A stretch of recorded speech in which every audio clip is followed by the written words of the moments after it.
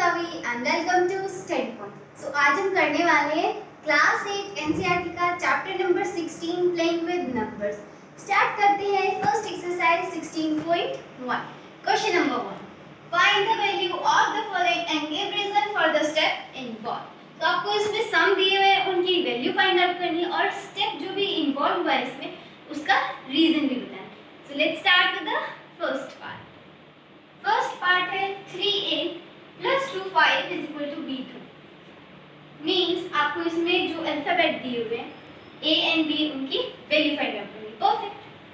सो अब हमें a की वैल्यू कुछ ऐसी लेनी है, क्योंकि 2 है तो अगर सब्सट्रैक्शन में होता तो हम 5 - 3 2 कर लेते, but it is in addition.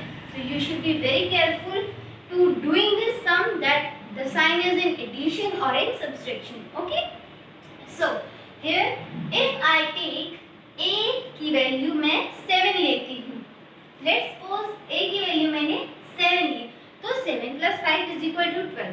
तो 12 यहाँ पे 2 हमारा आ गया। Now 1 कैरी, एक हमारी कैरी है, तो मैं यहाँ पे लिख नहीं रही हूँ, but you should keep in your mind. Okay, so 3 and 3 6, तो b की वैल्यू होगी हमारी 6। अब 3 कैसे आया? 2 और हमारी कैरी थी 3 and 3 6। परफेक्ट।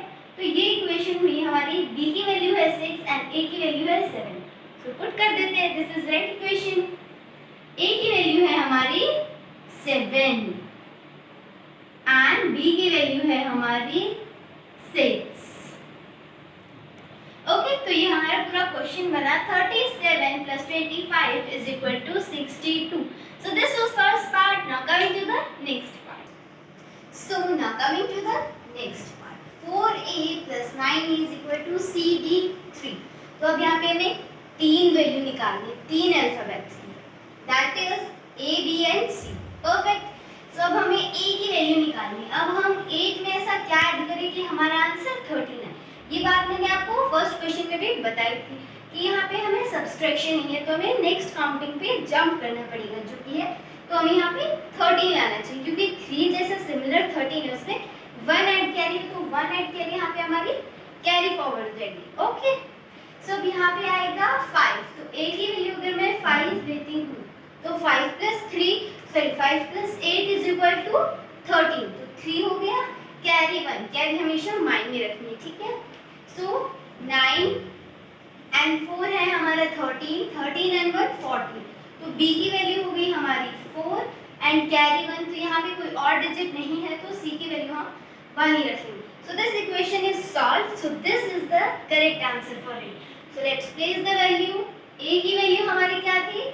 5 एंड b की वैल्यू थी हमारी 4 एंड c की वैल्यू थी हमारी 1। ओके, सो ये है 45 + 98 is equal to 143। So this was second part. Now coming to the third part. So now coming to the third part. Third part है multiplication में। Alright. So 1a into a is equal to 90। तो यहाँ पे 3a given है, 3a given है हमें, तो हमें तीनों a की वैल्यू सिमिलर लेके चल रही है। परफेक्ट। तो a की वैल्यू हमें कुछ ऐसी लेनी पड़ेगी जिससे हमारा जो सारा आंसर है वो a की वैल्यू 6 है। सो लेट्स सपोज अगर मैं a की वैल्यू 6 लेती हूँ, तो मुझे 6 को 6 से मल्टीप्लाई करना पड़ेगा।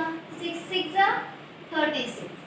तो 36 में 6 आ गया, मतलब हमारे पास सिमिलर हो गए, सारे a की वैल्यू हमारे पास सिमिलर हो गई 6। ठीक है, तो अभी तक तो ठीक चल रहा है। फिर ये 3 है, ये 1 के पास कैरी फॉरवर्ड हो जाएगा एंड a की वैल्यू हमने 6 पुट कर दी। ऑलराइट, तो कंफ्यूज नहीं होना है। 6 1s are 6 and 6 + 3 is equal to 9। सो ये इक्वेशन परफेक्ट है। तो हम यहाँ तीनों a की वैल्यू सिमिलर पुट कर देंगे, तो 16 × 6 is equal to 96। ये हमारी इक्वेशन सॉल्व हो गई। So this was third part. Now coming to the fourth part. So now coming to the fourth part. Fourth part है ab + 37 is equal to 6a।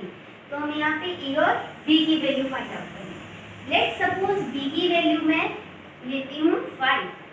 तो 5 में b की value लेती हूँ, तो 5 + 7 is equal to 12। तो ए की वैल्यू हमारी 2 आ गई। ठीक है, मैंने ये अभी मानी नहीं है, लेट सपोज अगर हमारा करेक्ट है तो यही हम उसमें फिट करेंगे। ठीक है, तो यहाँ पे 2 आ गया, तो मुझे ये भी इस ए की वैल्यू भी 2 ही लेनी है। ठीक है, तो यहाँ पे कैरी 1 हो गई, तो 3 + 2 and 1 3 = 6। तो ये परफेक्ट है, मीन्स यहाँ पे ए और बी की वैल्यू जो हमने फिट करी है वही आएगी। तो बी की वैल्यू हो गई 5, ए की वैल्यू हो गई 2 एंड अगेन ए की वैल्यू हो गई हमारी 2। तो इसका आंसर है 25 + 37 = 62। ये हमारे फर्स्ट पार्ट की तरह बिल्कुल सिमिलर है। So this was fourth part. Now coming to the fifth part. So now coming to the fifth part. Fifth part है हमारा मल्टीप्लिकेशन है। AB × 3 = CAB। तो यहाँ पे हमें A, B एंड C की वैल्यू फाइंड आउट करनी है। सो अगर मैं B की वैल्यू कुछ और लेती हूँ, लेट सपोज मैंने 2 लिया, तो मेरी यहाँ पे B की वैल्यू सेम नहीं आएगी। तो 0 एक ऐसा नंबर है जिससे हमारा डिजिट सेम आएगा। तो अगर मैं यहाँ 0 लूँगी तो मेरा यहाँ पे भी 0 आएगा। परफेक्ट। तो यहाँ पे भी 0 आएगा। तो अगर मैं A की वैल्यू 5 लेती हूँ, फर्स्ट सॉल्व, तो 5 × 3 = 15, तो मेरा हो गया A की वैल्यू फिर से 5 आ गई और C की वैल्यू हो गई 1। सो ये अभी भी परफेक्ट है, फिट करते हैं इसे। B की वैल्यू हमने 0 ली थी एंड A की वैल्यू हमने 5 ली थी। B की वैल्यू हमने अगेन 0 ली थी एंड A की वैल्यू हमने 5 ली थी। और C हमारा कितना आया था? यस, 1 आया था। सो ये हो गया 50 × 3 = 150। So this was first part. Now coming to the sixth part. So now coming to the sixth part. Sixth part है हमारा फिर से मल्टीप्लिकेशन करना है। तो सेम वैसा पैटर्न है, बस 3 की जगह हमारा 5 है। तो हम एक बार वही कॉन्सेप्ट को ट्राई करते हैं।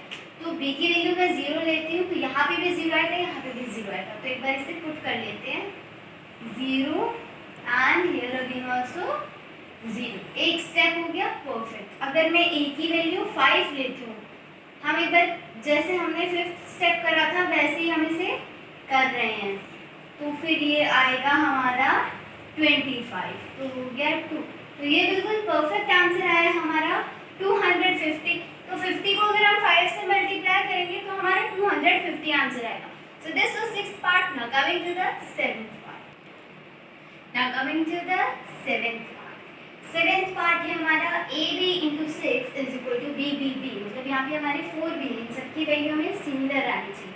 तो अगर मैं A की वैल्यू 7 लेती हूँ और B की वैल्यू 4 लेती हूँ, सो 7 और 4 × 6 = हमारा होगा 6 4 = 24, 4 आ गया, 2 अपॉन कैरी यहाँ पे एंड 42 एंड 42 + 2 = 44। तो ये इक्वेशन बिल्कुल ठीक है। अब इसे फिट कर देते हैं इसमें। ठीक है, ऐसे आप रफ वर्क करके देख सकते हैं। मैंने यहाँ पे कैरी थोड़ा इसलिए लिखा था जिससे आप इसमें कंफ्यूज ना हो, क्योंकि ये 3 डिजिट का नंबर है।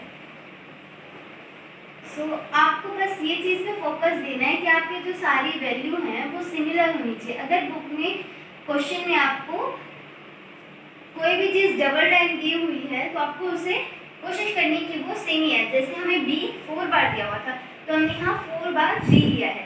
So this was 7th part. Now coming to the 8th part. So now coming to the 8th part. 8th part में है हमें A1 + B1 so is equal to B0।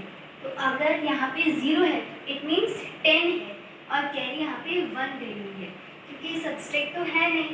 तो यहाँ पे हमें B की वैल्यू ये लेनी होगी कि हमारा उसमें 1 ऐड करें तो 10 है, तो मैं B की वैल्यू 9 लेती हूँ। 9 + 1 10, 0 एंड कैरी अपॉन 1।